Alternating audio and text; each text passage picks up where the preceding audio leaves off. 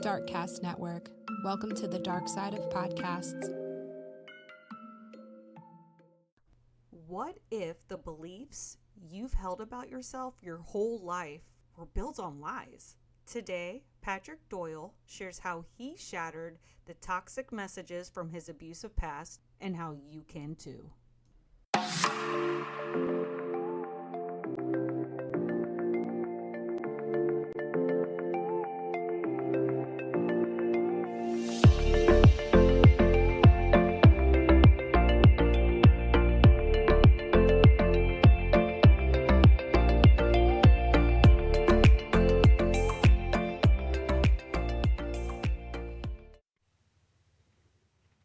I can personally say in my own experience that emotional abuse has been the one that cut me the deepest.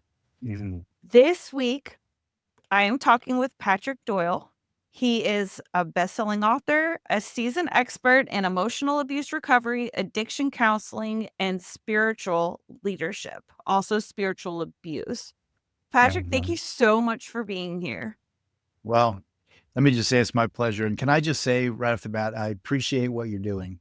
I know that anytime you create anything, there's a cost. And so the love and the concern and the passion that you put into it, I think is really beautiful. And I'm glad for it. And I'm looking forward to having a conversation and seeing what we can uncover.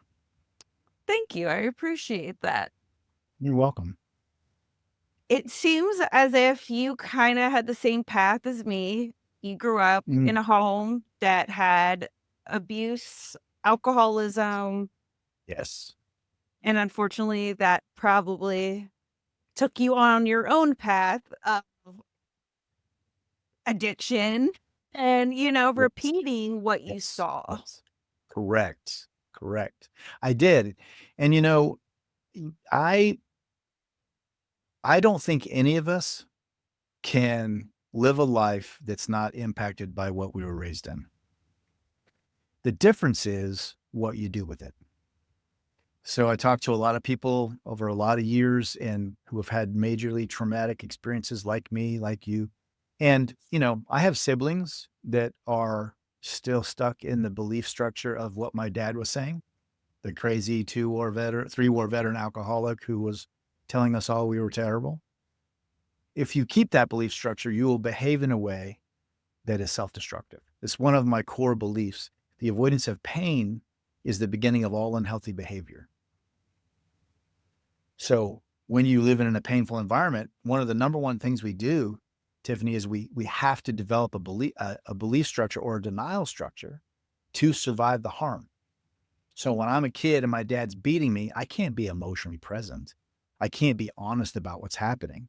I have to build a structure of denial. I have to suppress, I have to disassociate, whatever it is I have to do to survive that. And then I get older, and guess what?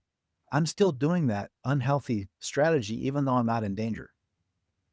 Because it's what I learned. Thus, the avoidance of pain is the beginning of all unhealthy behavior. If you look into the difficulty, if you deal with what happened to you instead of rationalizing, minimizing, justifying, denying, blame shifting, avoiding, using, whatever, then those lies of who you are stay put.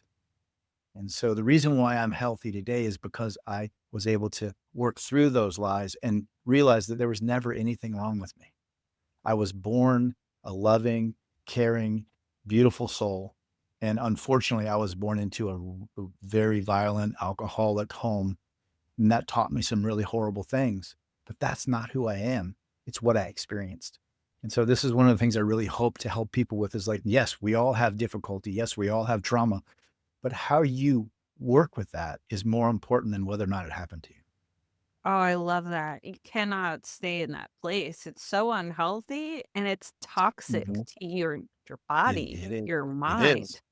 Everything. And listen, I've worked in treatment, I've treated people, and I've seen them go to their graves in the addiction, die. But the reason they died wasn't addiction. The reason the reason they died was denial. They denied what was happening, and that's what allowed them to destroy themselves. And so if I could change one thing in the world, if I had the power to change one thing, what I would do is I would eliminate denial. Oh, And then the world would be a radically different place. Probably more painful, but that would be productive pain rather than the pain of avoidance, which never produces anything but more pain. well, right. The longer you keep pushing it to the side, the longer it's just sitting there by Yep. your side. Right. It's not going Exactly. And anywhere.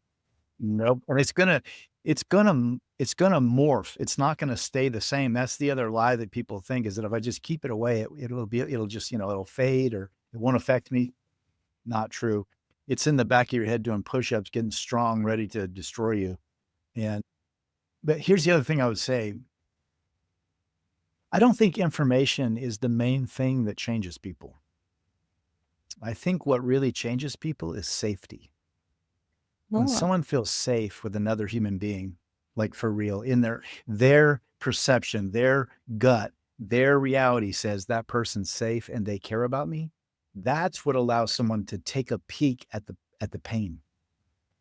Information may lead you to the place where you need to have the safety, but without safety, I don't see people really changing. And this is one of the things that I thought was so beautiful about what I saw in AA or NA is the level of safety. There's anonymity, there's confidentiality, and there's acceptance. Now, it's not perfect because you have a bunch of addicts there, and I've been in situations where it wasn't that, but as a rule, people are able to start to heal because they feel safe and they feel seen. And that is something that I think is the core, the crux of being able to start to deal with the pain that you have. And, I've worked for 30 plus years with people in a lot of pain. And I've never seen somebody without safety make the changes.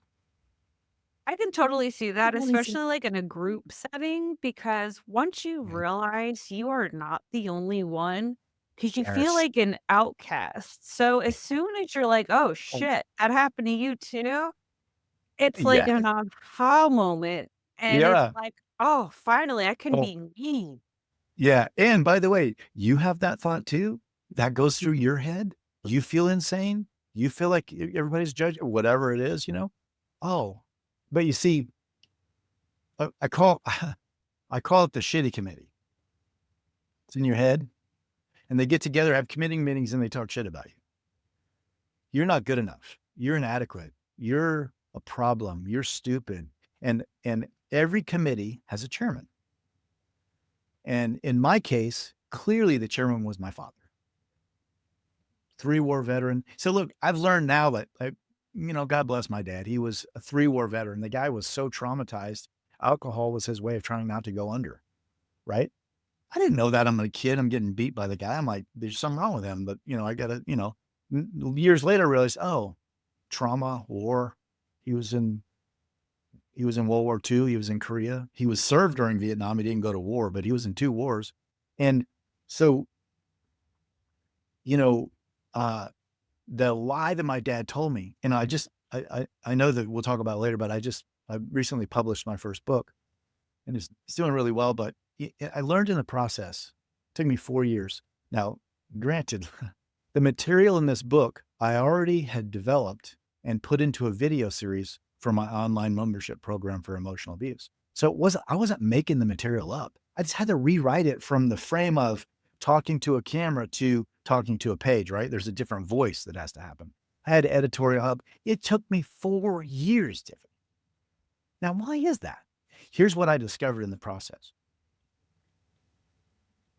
Every time I had a deadline for my book or had something to do, it's amazing how many things I could find to do other than that. I think I need to scrub the bathroom with a toothbrush. That sounds more appealing than doing this right now. You know, I'm like, and my editors and people around me are like, what is the deal? Why does it take? And so I started doing a deep dive into my own soul, which I do regularly. And what I discovered was the chairman of the committee used to say to me, my dad, he used to say to me, you're stupid. You're stupid. I did not read my first book, full book, this includes school, until my mid-20s because I believed what he said. Now, since then, I've realized he's a crazy person and he's a liar, and I'm actually really smart. The truth is, my behavior reveals that. My accomplishments have revealed that. But in the process of writing the book, I saw this resistance in me. And then I realized it was coming from the lie that he told me, but it was so subconscious, I couldn't see it right away. But as I didn't avoid the pain, as I leaned into it, what I realized was that what was holding me back is if I believe I'm stupid, I cannot write a book. That's not congruent. Right? So the message was you can't write a book, you're stupid. And then as I realized, oh, that was my dad is a lie, boom, it freed me up, book done. But that's an example of how the committee or whatever the chairman is saying will affect you. And it can be in so many aspects of your life, which is why I really encourage people to document what they're actually feeling, not what they're thinking. Like, so I'm driving down the road and somebody pulls in front of me and I'm having a level 8 reaction to a level 2 event, right? I'm ready to murder somebody because they cut me off. Like, that seems a little extreme. Like, why is that? Well, that perceived injustice is tapping a wound that's really much deeper. So when that wound is tapped, instead of a level 2 reaction, which would be normal, oh, they cut me off, I'm like ready to go insane because it's touching my deepest wound. So if you think about having a wound on the outside of you, an open wound, and I took my finger and I just jabbed it into your wound, you're going to react. And you're going to react, and that's healthy. It would be normal. If I jabbed your wound and you're like, no reaction, I'm like, that's a problem. So this is the same thing on an emotional level. Things tap our wounds all the time. So think about walking around with open wounds all over. And you go through your day and people aren't trying necessarily. Sometimes they are. And you're getting tapped by all those things. And then you think, man, there's something really wrong. I'm really messed up. I mean, you don't tell anybody that. That thought's going through your head. And so that reiterates this, you're inadequate. You're the problem, which is a lie. Okay. You have problems, but you're not the problem. Right. So I remember a time when I was in my 20s, I'm driving down the street and I'm walking down the street and you know that old bar smell? You know what I mean? An Like old bar, mush, they all have musty. a real similar smell. Yeah. And so my mom died when I was 10 on Christmas morning from alcoholism. Yeah. I was really happy with God over that one. But so then so all my siblings are at least 10 years or more older than me. So they were all gone and they all left early. So here I am, 10 years old. My mom dies and I'm with the lunatic by myself. Okay. And it got really bad. And my dad, after my mom died, just went to a deeper place. And long story short, he used to take me to this bar that he used to go to. I'm 10. He would take me to the bar. I'd sit there at the end of the bar. This is after my mom dies, no conversation, no nothing. My dad would get blotto. I'm sitting there drinking Coke at the bar, talking to whoever, kind of babysitting me. And then he'd get in the car, drive home, and beat me. And bouncing off the curbs. It's not pretty. And so I tell that story because I was in that bar a lot, and that smell. It's an old bar, it's a lot of alcoholic bar. It's just, it's exactly what you would think it would be. And so I'm in my 20s. I'm walking down the street. I walk by this bar that's just there. I don't know anything about it. And that smell hits me. And I instantly want to just beat the crap out of the next person I see. Now I'm thinking to myself, I didn't let anything out, but I'm like thinking to myself, God, I'm just something wrong with me. I need to go to anger management. I'm a lunatic. I'm my dad. Oh no, what's going to happen? This is terrible. And then weeks later, it connected. That was something poking my wound. So then I did some therapy around that. And I talked about that. I wrote about that. And I got honest about how painful it was to go to that bar and have that happen to me. And that brought healing to that wound. Now you poke a scar, you don't get a reaction. In fact, the scar gives me strength. Like Yeah, I know that happened and I survived it and I'm better off and I'm a more compassionate, more caring individual because of that. So the healing turns us into our superpower is care. And you display it by doing the podcast and having all these people on, and you come from a really painful place, and yet you're not staying there. You're putting the hand out to all these other people.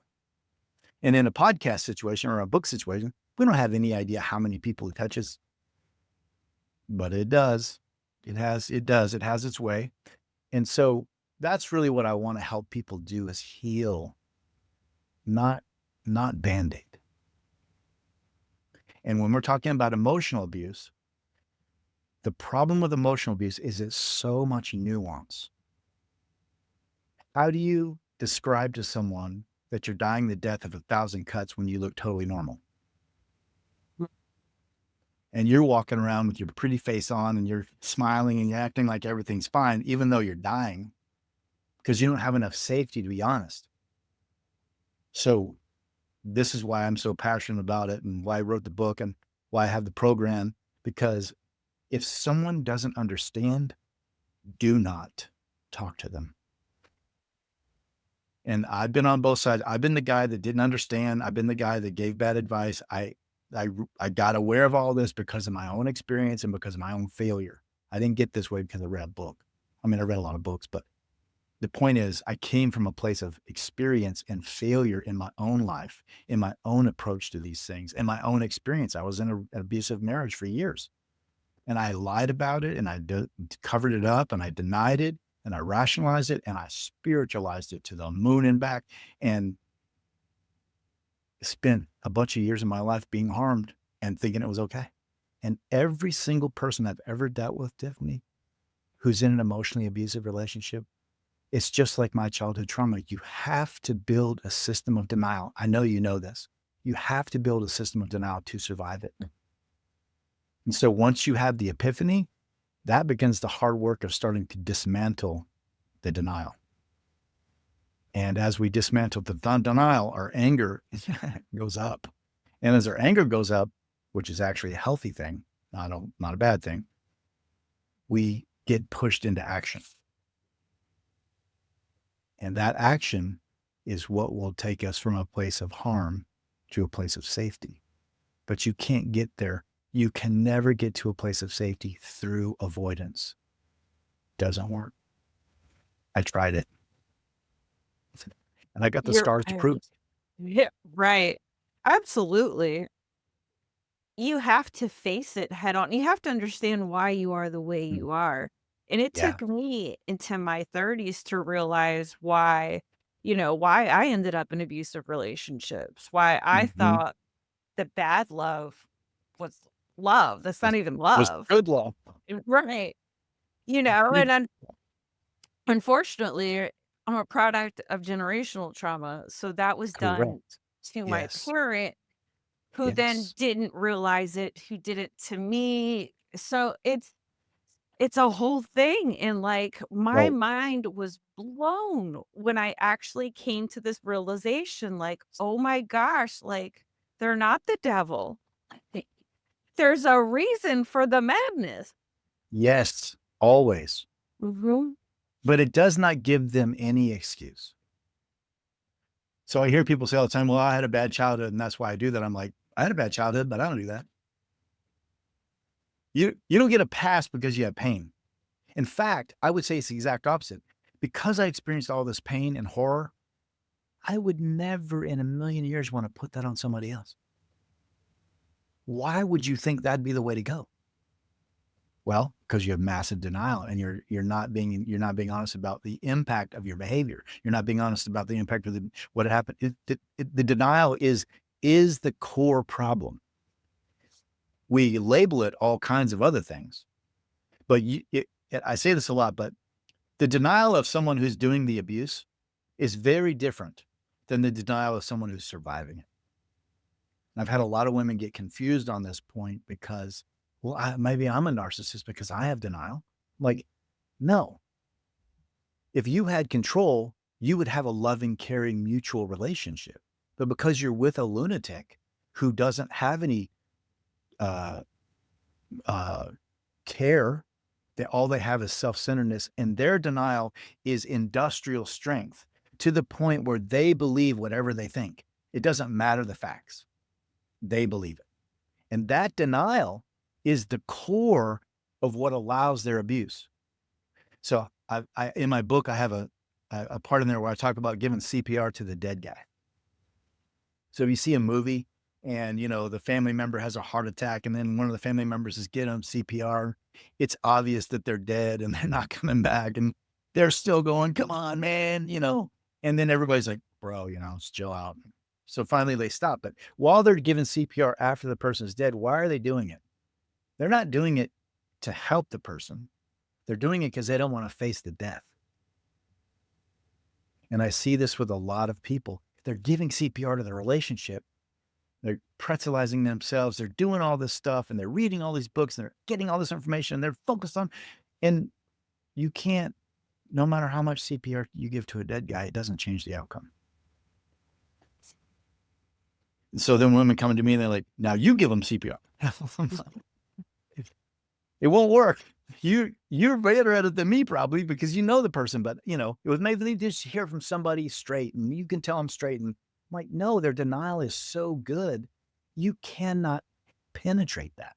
The only hope you have of safety is to bounder that person because they're not going to change and they don't care, which is hard for somebody like you, for somebody like me, who's a loving, caring, nurturing soul. We want what's best for people. It's unfathomable.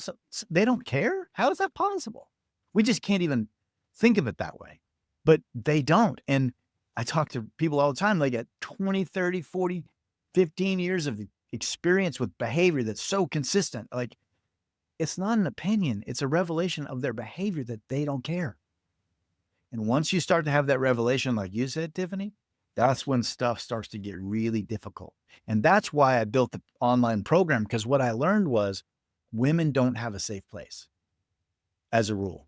Most of the women that go through this do it mostly on their own. So I wanted to create a place that had the information, but more importantly, it had a forum where they could say whatever they say, however they say it. And there's no judgment. There's no fixing you. We're just going to be with you in it. And then you got people who understand, who aren't going to try to talk you out of your feelings. And you can just let yourself be. And that is more important than all the information I have on there, and the information is good. And I understand that, and then I have a whole bunch of Q&As on there, which I think are brilliant not brilliant because of me, but they're brilliant because women are saying things that every other woman has thought or heard. And so then the questions are answered, but it's in context. Do you know what I mean? Because everyone's circumstance has a very real context. And I can relate to that context, or I can relate to that context, or I can't relate to that one, but I can that one. And so when it's in context, and this is the problem with abuse, abusers will treat you minus the context. So let's just say they've been harming you for 10 years, right? And then you're like, hey, that really hurt me. They're like, why? And you're having a level 8 reaction because they've been doing it for 10 years. And you're like, I'm going to, but they're like, what? It's just one time. What are you talking about? Because they're clueless about the context. And then that's what makes women start to feel crazy. Like, maybe I'm wrong. And then, years of gaslighting, getting you to doubt your perceptions. And that's why women's bodies are starting to break down, because they're on like high alert 24/7. They're in this situation, fight or flight, all the time because they live in danger emotionally, but no one can see it. If they walked into my office with a black eye, okay, got it. But when someone's being manipulated and there's nuance, and the person that's doing it has a good reputation and people like them, and they're very good at making other people feel good, and they can manipulate anybody and they can look good with anybody because they don't care what they say. They can lie about anything. It doesn't bother them. They don't lose any sleep about destroying you. And as somebody who cares, it's like, how can you, it's hard to fathom someone could be like that, particularly somebody we thought we loved or we thought loved us. Right. I can't tell And, you how many times I was told I was crazy. My uh-huh. God. And I was right Exactly. every damn time. Every damn time. I'm like, I am not crazy. Maybe sometimes, Mhm. but no, you crazy. Well, here's the other thing, if somebody like, they poke, and like 5 years later, I just go, "Hmm, what are people gonna know?" That you hit them. Yeah. No one's gonna think about the fact that under the table poked me for 10 years. And so this is why somebody has to understand this, because otherwise we focus on the wrong thing. Just like you said. Well, and in my world, I work with mostly women in faith communities. And I used to be a pastor, and I was the guy that would give you bad advice. Okay? Because there are theological reasons why pastors push women back into the marriage. They believe that marriage is sacred. They believe that men are more valuable than women. I'm glad that you admitted that. Yes, well, I would have preached it. Women can't be in leadership. They were deceived first. Adam, all blah blah blah. And I'm saying that as somebody who founded a church, pastored it, preached it. I was on the radio and TV for years, Christian radio and TV. And what woke me up was seeing the harm. And here's the funny thing, Tiffany. I was in an emotionally abusive relationship while I was on the radio and TV being an expert on it. I think Well, that's kind of the way it goes. how do you think I became an expert on it? Uh, I denied it. I lived it. And then when I finally started to wake up, and the road out was a gauntlet. The amount of judgment and stuff that I experienced because I was, a public figure, and I was the Christian counselor and the pastor, and you get a divorce. That's not okay. But, when people didn't understand, I only had myself to blame because I covered it up. I made it seem like it was this great thing. I didn't tell anybody that I was, wanting to leave all the time. I didn't tell them what was happening in my house with my kids and the arguments, and I didn't say any of that. I denied it. So having someone who understands that nuance, and particularly in a spiritual sense, is radically important, because I've seen so many women, just like you said, go get help. And let's just go back a second. What does it take for a woman in an emotionally abusive relationship to get to a place where she's going to ask for help?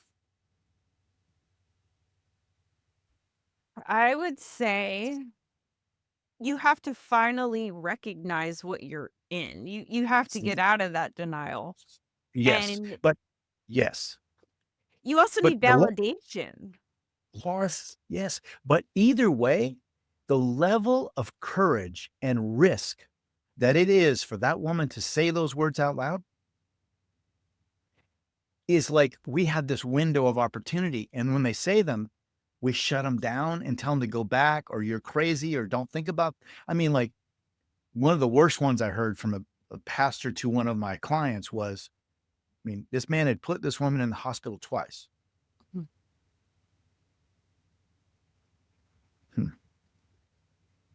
And the pastor said, well, what's the worst thing?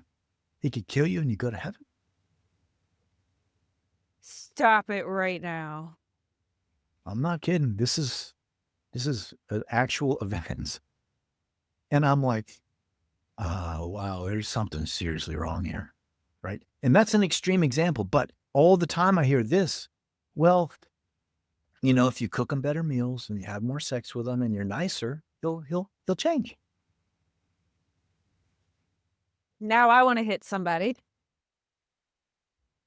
Join my club, will you?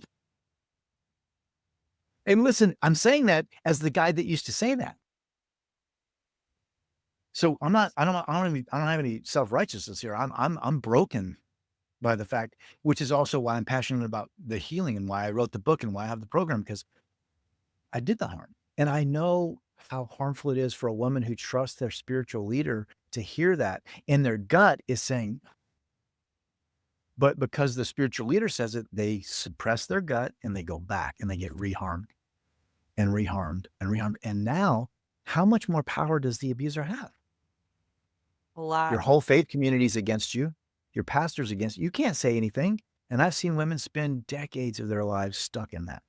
And that's one of the things I'm hoping to uncover, which is why I'm so grateful to be here, be talking about it. I was so happy when the book is done because I'm like, finally, I can stop writing and start talking about it. Can talk about the issues. We can put this out into the world and we can provide some hope. And listen, my book's called An Impact of Emotion Abuse, A Guide to Clarity and Healing. You can get healing. It's not easy, but nothing worth keeping usually ever is. That's what they say. Yeah. And I got experience with that. So, you know, in my book, I talk about it because I have so much experience. I'm like, if you go to your pastor and he doesn't believe you, do not talk to him or her. Do not be vulnerable. Do not do it, because all they're going to do is beat you with scripture, with platitudes, with guilt and shame, because you have to save the marriage, and no matter what. And if you're just nicer, there's this theology that says that, by your winsome behavior, you will win him over. It's a scriptural mandate that's twisted into all kinds of weird stuff. But the idea is, because men are more valuable than women and women are there to serve their husbands, that if they do all these things right, then their husband will change. And if they don't, their husband's justified in his behavior. What kind of religion is that? It's Christian. Well, It's hail. mainstream Christianity. What's that? I said, well, hail. Did you tell somebody to live in such a horrible environment because God wants them to? Yeah, it's going to glorify God. It's going to glorify God. You didn't know this, Tiffany? I don't like that God. Right. And if that's the love of God, then we have to start questioning that. And it was a full-blown existential crisis for me, because I built my whole life on this. I can only imagine your aha moment when you're like, oh shit, what have I been doing? Well, I wish it was one, because it's been like 100, like, oh, that too. Oh no, that too. Oh no. I mean, over time, because mercifully I didn't see it all at once. I don't think I would have been able to handle it. But so, abuse in the church is rampant. And I've said this before, and I say it in the book, but I believe this. Because of the theological belief that men are more valuable than women, and women are responsible for the outcome of men, emotionally and spiritually, in a sense, that has created a factory of narcissistic men in the church, and a factory of codependent women. Now, in my book, I redefine codependency, because that term is so packed with so many things. It makes me nervous, because women are like, well, I'm codependent. I'm like, you're trying not to die. You're not codependent. You weren't codependent. You were trying not to die. There's a difference, right? And the term codependent actually originated in the drug and alcohol world. You have a dependent individual, an addict, and every addict has what they call a codependent, someone who helps them maintain their addiction because they're loving them. They're giving them money. They're buying their booze, whatever. So that's what codependent originally meant. Now it's gotten all kinds of stuff splattered into it. So I redefine it in my book as what I call external dependence. So your value as an individual is coming from something external. If he's okay, I'm valuable. No. We start with, you were born valuable, end of story. You don't have to go anywhere. You don't have to do anything. You have it because you are. And what we have to do is start living out of that value, which will decrease our dependence on external things. When we try to get our value from the external world, we're on a treadmill, because the world's so consistent and not fickle. Which is why it is maddening to try to get your value from making other people happy, or making people like you, or whatever it is. So I talk about it as external dependence. My value is dependent on something external. No, your value is intrinsic. Period. Okay. So in a theological or a spiritual term, there's lots of theologies that say your value is dependent on what you believe. Your value is depending on what you wear, what you don't wear, how many times you go to church, whether God likes you, whether God's going to bless you. There's all these criteria. Do you know how many denominations of Christianity there are? Too many. Take a guess. 30. Okay. Try this number. The conservative estimates are 30,000. Ooh. Some estimates are 40,000. Okay. So think about this for a second. All the Christian churches are saying the same thing. We have the truth of God from the Bible. Well, at 30,000, I don't think that's possible. If you have 30,000 versions of that, which one's true? And they're all saying theirs is the true one. And I've done this. And I've been through multiple major theological belief structures in my lifetime. And I've read the theology books and I've studied the Bible, and I'm deeply aware of the Bible and all the theology, and I speak the language and I understand all that, which is why I know it's not true. You can't say that 30,000, you might have 30,000 fractals of truth, but you don't have the truth. And this is the other thing that makes me concerned. Is one of my greatest concerns is people being certain about something there's no evidence that you can be certain of. That part. Okay. Yeah. So let's take it, for example, let's just take the age of the earth.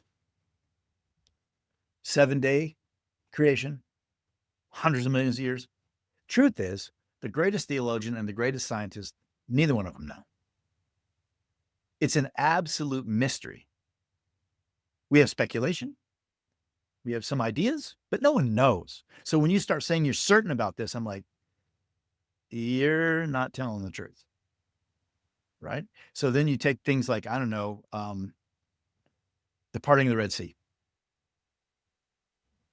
What's the evidence? So what we say in the church is, well, you have to believe it by faith. Well, what is that? Well, you just trust God that it's true. It doesn't matter if there's evidence.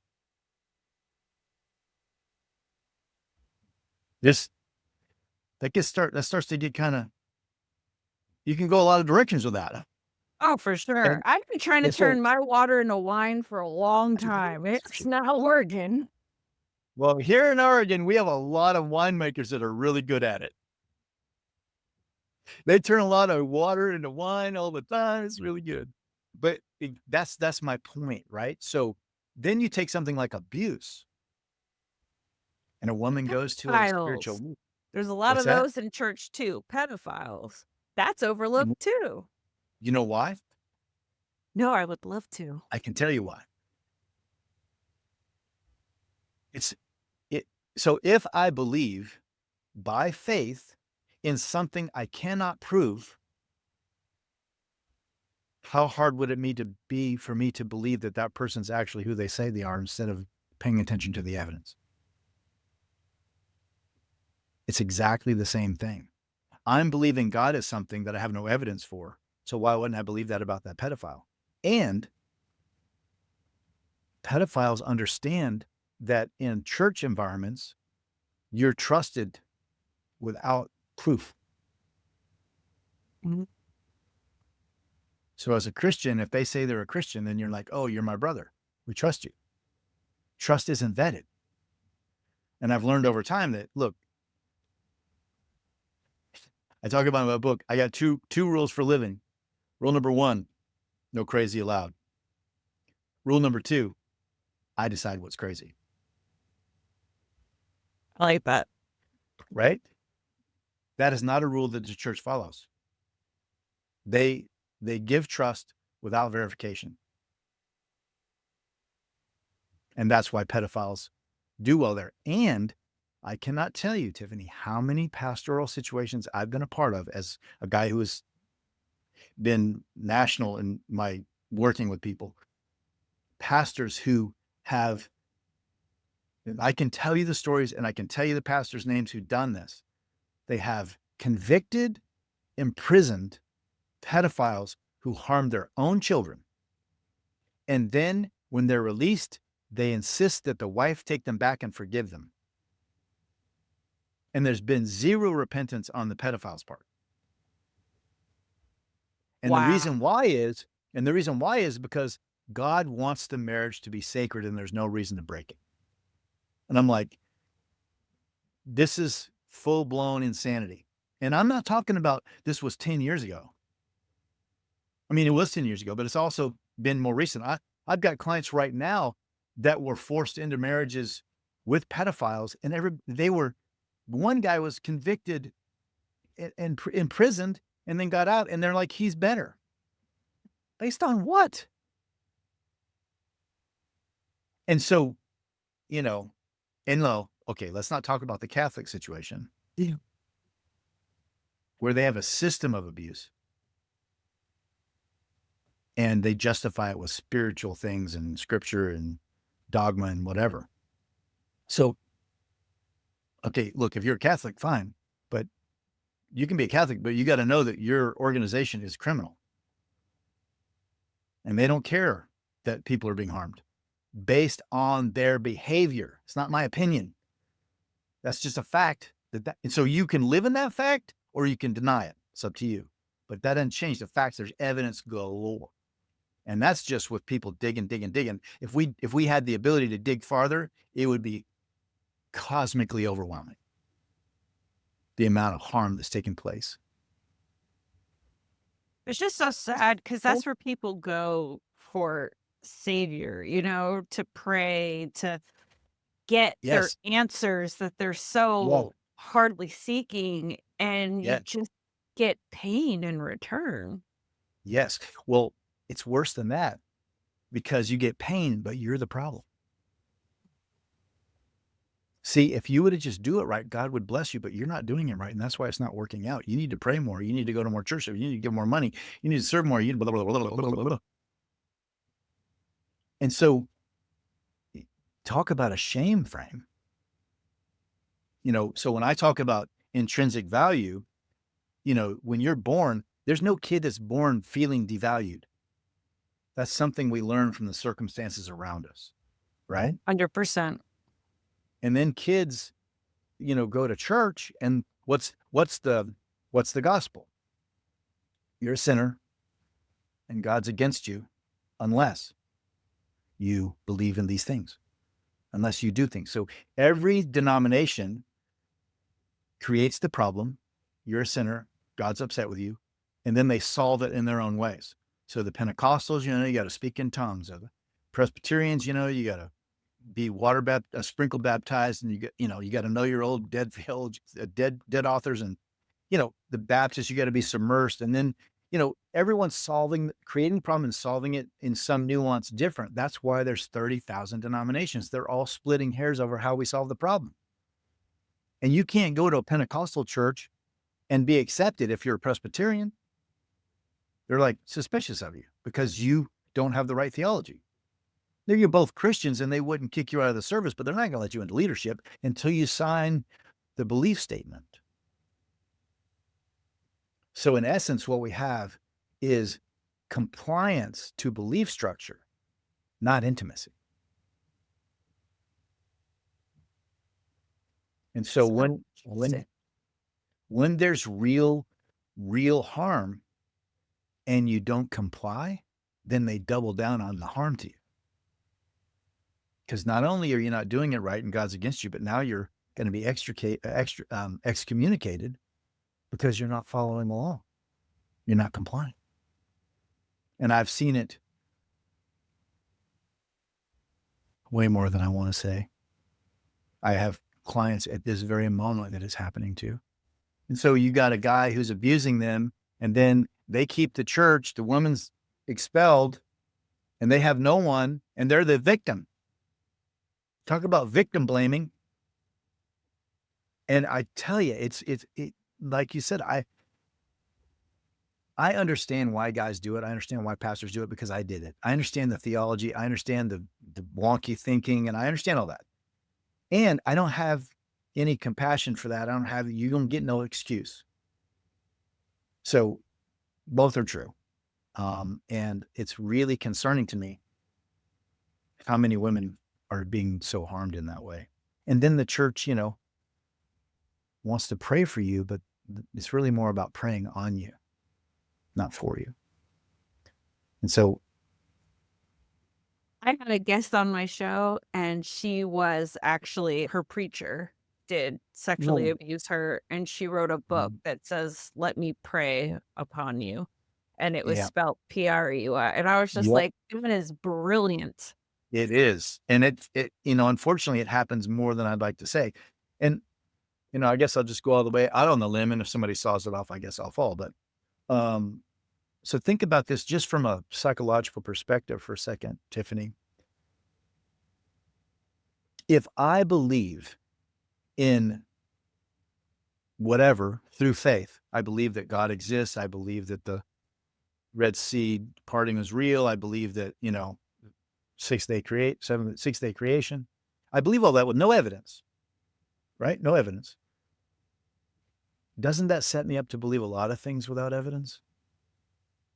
Therefore, my base belief structure about the world is based on falsity.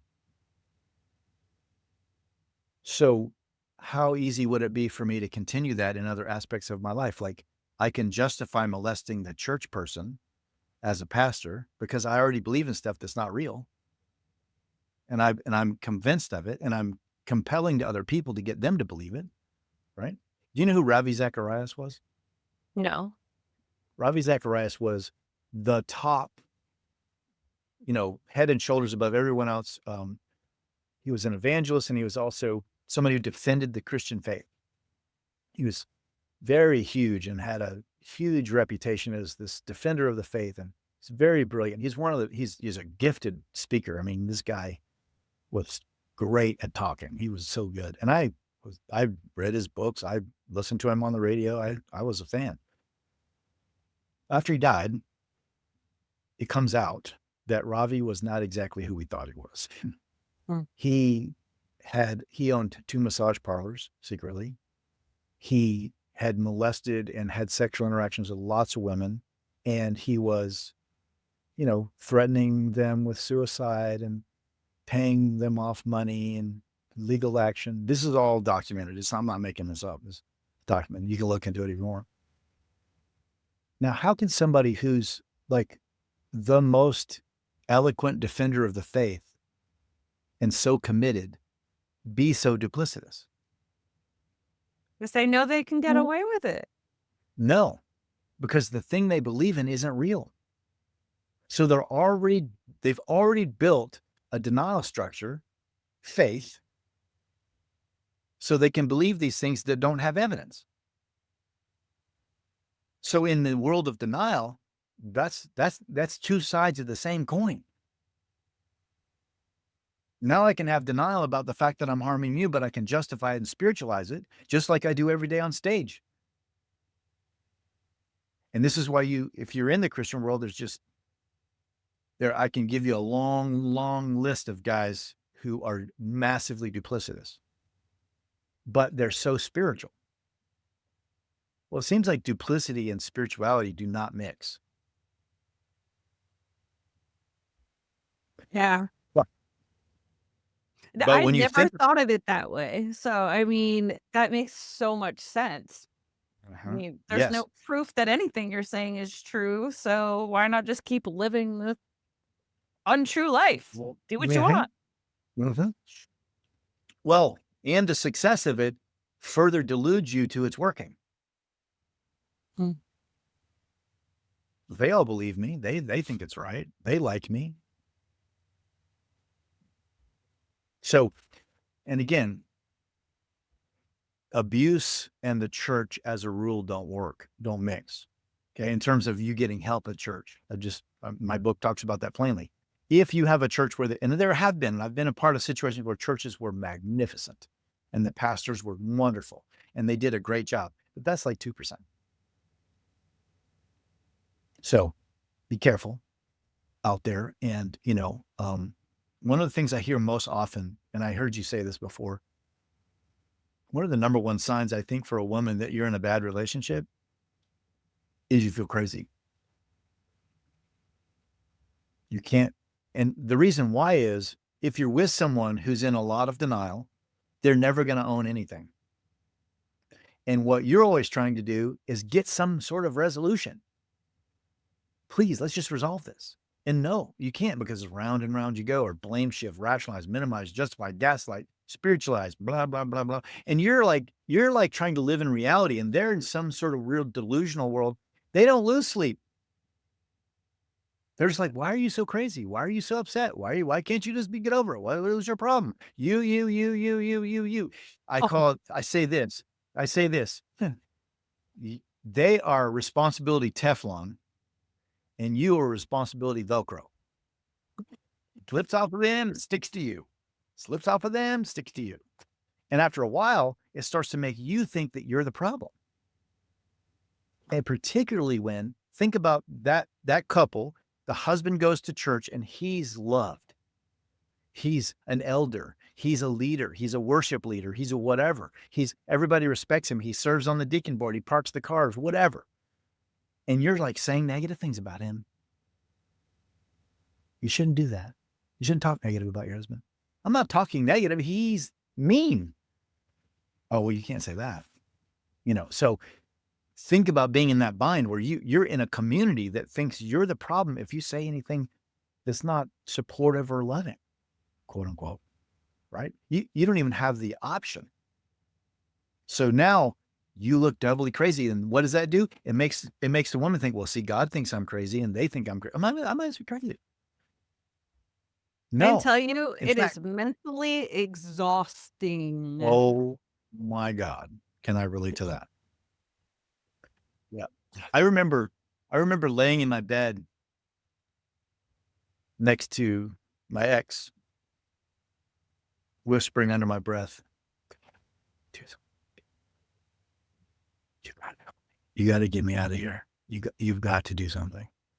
I was just so at the end of my rope. I just didn't know where else to turn. I was just so depressed, and I was a walking shell of myself. But if you'd have seen me in public or on the TV or on the podium, my denial was Olympic level.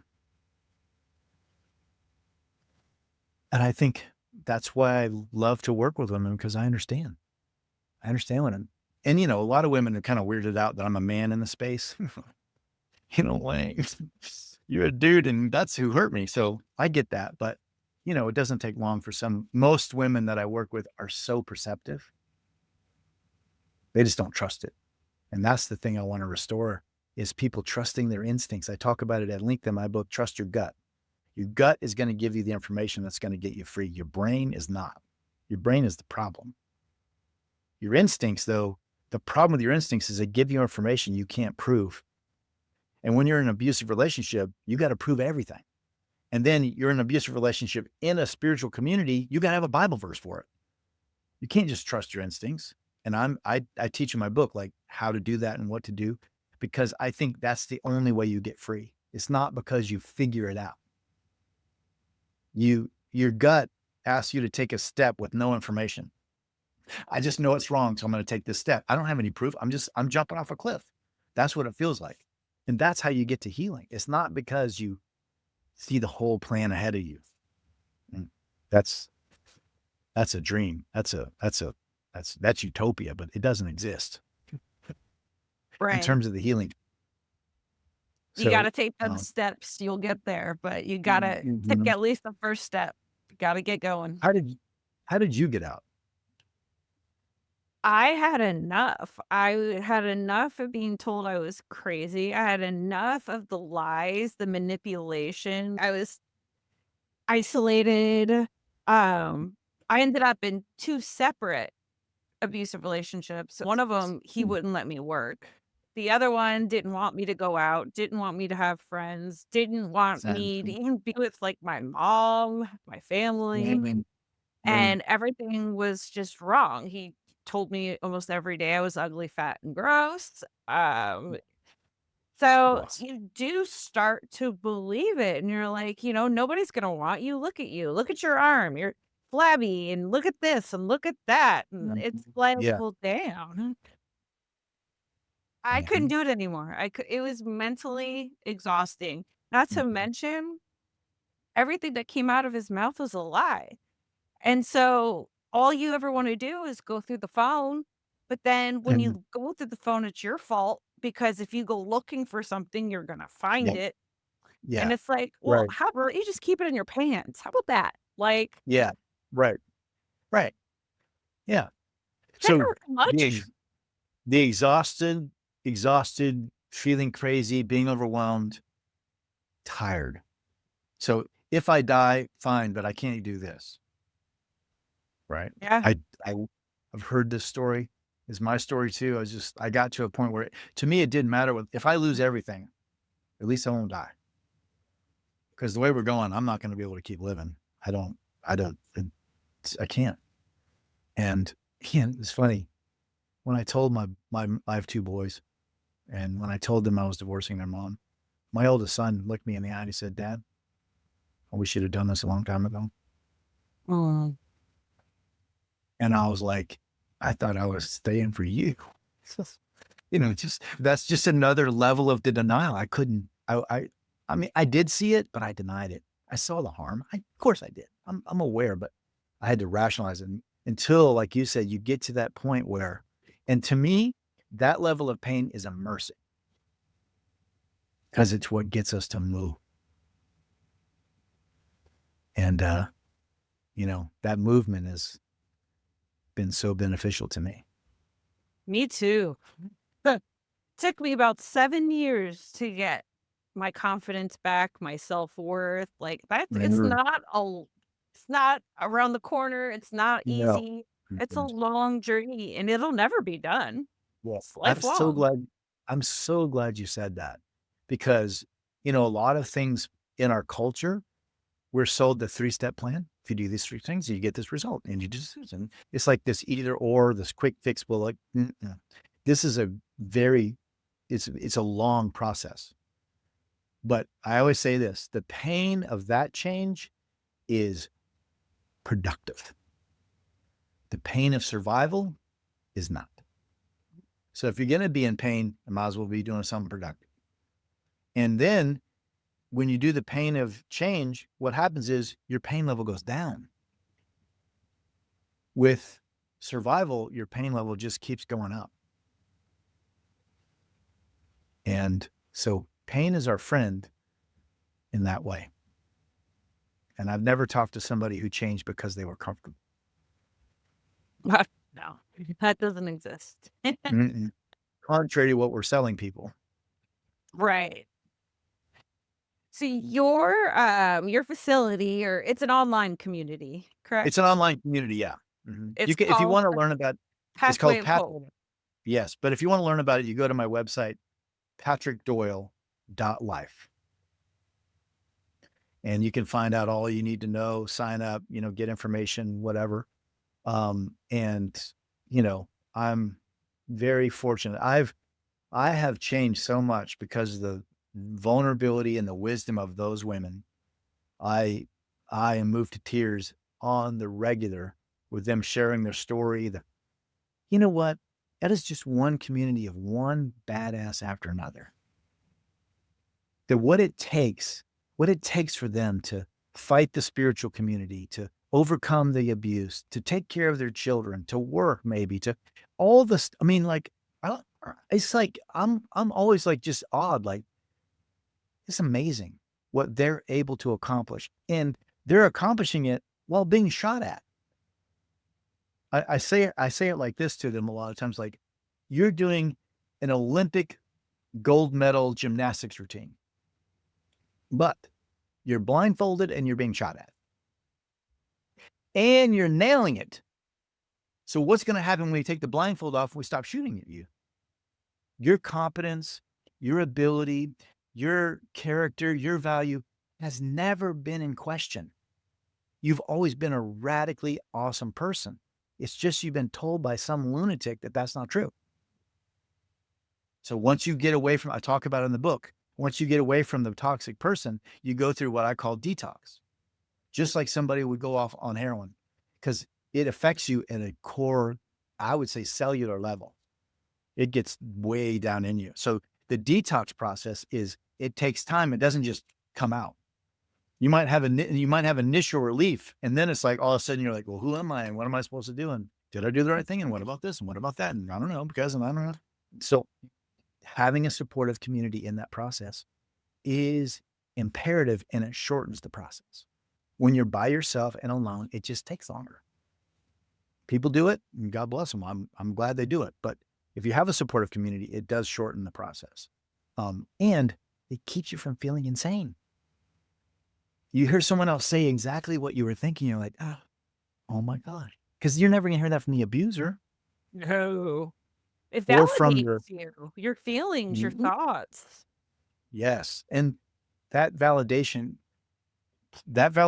plus the care that I talked about is the thing that makes this happen. It's not just information, because 99.9% of most people I've dealt with who have been abused already knew. It was in their instinct, in their spirit, in their gut. Just their mind was on fire with all the lies from the lunatic they're living with. And maybe the people around them. And I can't tell you how many people I've seen whose family jump on the bandwagon with the lunatic. I'm like, and it's only because they're willing to lie incessantly and you're not.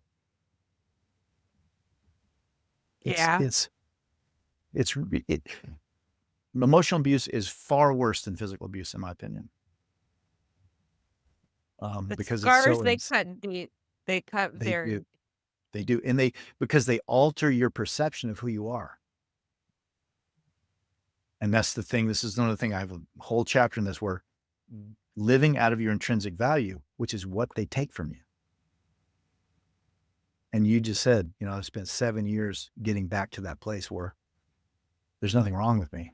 I'm actually a wonderfully beautiful, loving soul. And I want people around me who can see that. I don't want to go crazy aloud, and I get to decide what's crazy. I always say I'm a good kind of crazy. You see, I don't think that's true. I think you're a beautiful soul. You've done so much. You should be angry at the world, but instead you're pouring light into it. More of you in the world would make the world a better place. Right? Thank you. The tragedy is the lunatic that you are with, or the lunatics you're with, parents, exes, they are too broken to see that. They're too broken to respond to that. They're too broken to appreciate that. Instead of them lying to you and telling you you're crazy, they should have been going, wow, you're such an amazing person. I see this in you. I love this about you. I never had that. All I ever had was somebody shooting at me my whole life. Until I was in my mid-50s is when I finally got abuse free. So it's possible. And I had to overcome a lot of belief structure. Theological beliefs, being well known in the community, being a pastor, it was a deep dive. But the freedom that I've received is I would do it again. That's what's important. It's what you learned from it, and nobody can take that from you. Well, and living out of the real value that I have has made me a much more loving, caring person.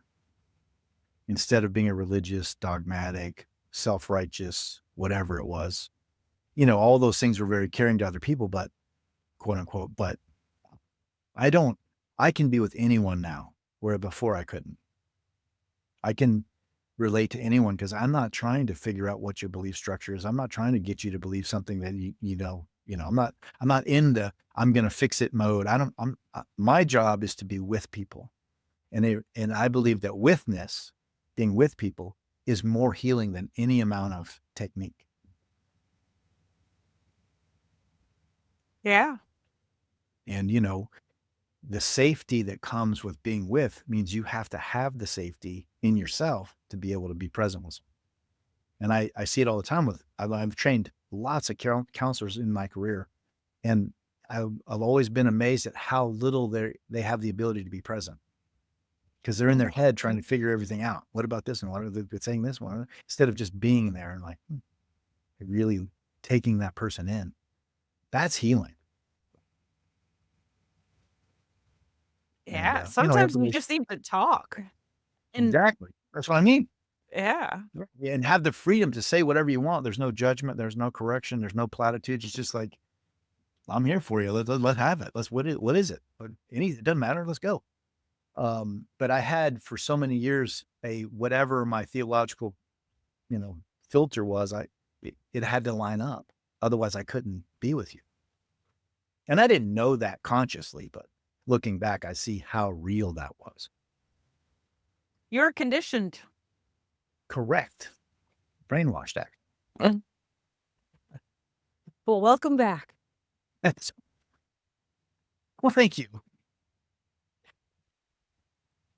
Is there anything else you wanted to add? I am going to make sure I add your links in the show notes. Yeah, please. Yeah. So you don't work with men, or you just I do work with everyone. Obviously I'm an expert in addiction. I know abuse. I know trauma. I know childhood trauma. I do all that stuff. But because, the emotional abuse became such a thing, I just did it, but it's not the only thing I do. And that's part of why I want to be on these podcasts, is to like, let people know that, like, look, I can have you a lot of things. I'm not,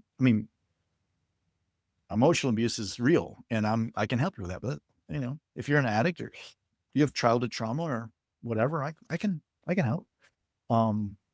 So yeah, but I'm really hoping I don't get too niched, because I love working with traumatized people. I love working with addicts. I love working with people that are, trying to find their value.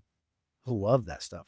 And, I do it all the time with abused women, but that's not all I want to do.